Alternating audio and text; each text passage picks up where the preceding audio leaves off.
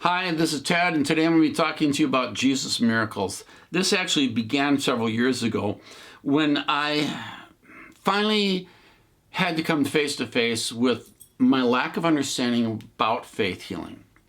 Now, I understand what they say, I understand what they taught me, but I didn't like it. I didn't like it because it's destructive, and I don't like it because it just doesn't seem right.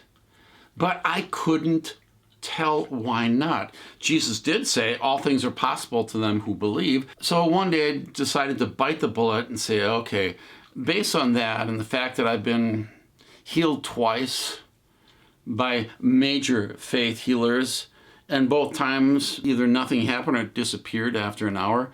So I just wanted to just dig in, both scripturally and everything else possibly, into these people's ministries to understand what really is going on. That's where this whole thing started for me. This first Excel spreadsheet comes from a time early on when I was just doing this and looking at Jesus, how faith came into his ministry and people coming to him, how faith was used. Did they have faith? Did they have unbelief? I don't have some of the spreadsheets that I created at that time because they are in other hard drives I don't care to dig into, but I give you this particular one, and it deals with unbelief. First of all, I have context and what that is. It's the miracle itself. Then I have why people doubted, and I found that they doubted because of worry. They doubted because of fear. They doubted because they were offended by Jesus. They doubted because they were impatient. The disciples were very impatient with the particular person coming to them for healing, and they needed to fast and pray, but they didn't have the time, or else they didn't even think about it. But because of that impatience, the person was not healed. I realized that there are different groups of people that Jesus ministered to. He had his healers in training, his disciples. He had people bringing the sick to him. He had those who were diseased, and they were the haters. So out of those groups, the only ones who ever lacked faith were the haters and the disciples, the healers. It was never people coming to him looking for help. They never lacked faith. Now, the only person I know of who practices healing this day that admits this is Todd White. I've never heard any other person who believes in faith healing ever claim that it's the responsibility of the healer. Now, for the next period of my life, I decided to look closer to Jesus' miracles and compare them to what I was seeing on stages in YouTube and what I had seen on stages in real life. But YouTube I could study better because you can look over and over and over again. You look at the same thing over and notice new things every time you watch. Whereby watching live, you just can't pick up on a lot of stuff that's going on in the background. So in this next stage, I began putting Jesus under a microscope, the same microscope I was putting these faith healers under. And I asked myself several questions, the same types of questions I would ask about faith healers today. This is the book of Mark. I have in column 1, the miracle. Number 2, was it visible? See, many of the healing examples you will see on stages, you're not seeing anything visible happen. In fact, you are not seeing anything visible happen in any of these miracles. You're seeing people get out of wheelchairs. That says nothing about cured. Is the person cured? A lot of people get up out of wheelchairs in real life every day.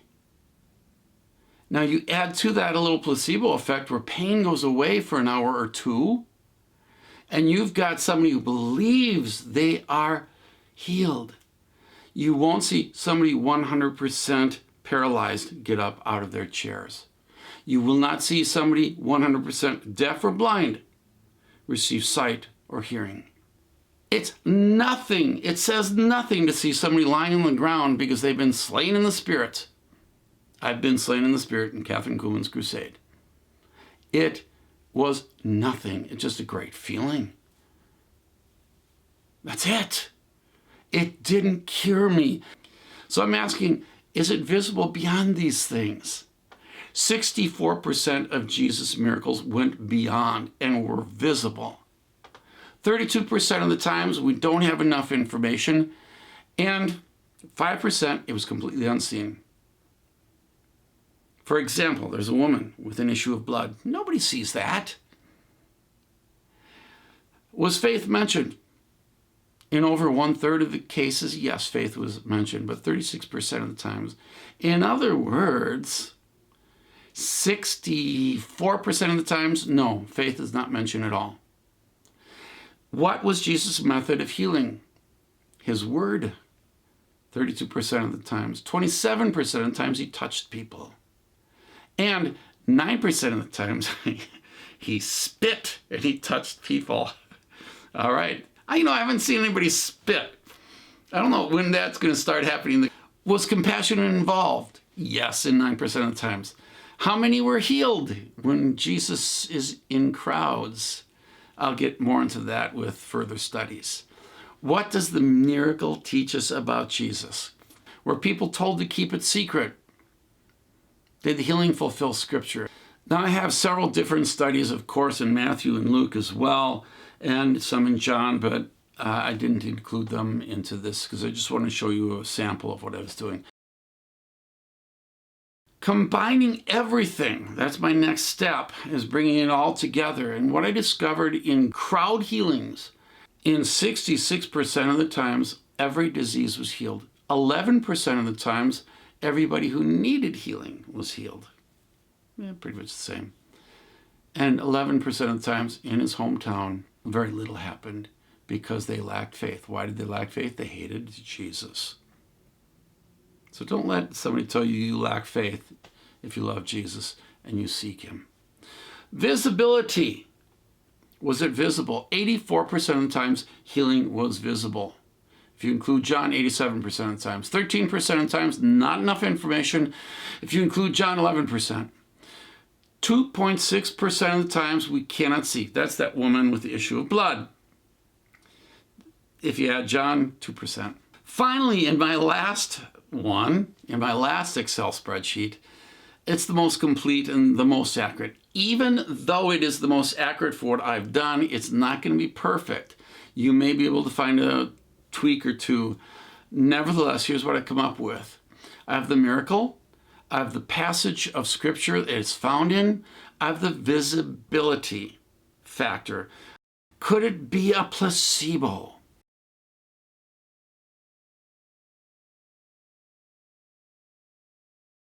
The first time I asked, could it be a placebo, is in this document. And 2% of the times I say yes, and that's that woman with the issue of blood.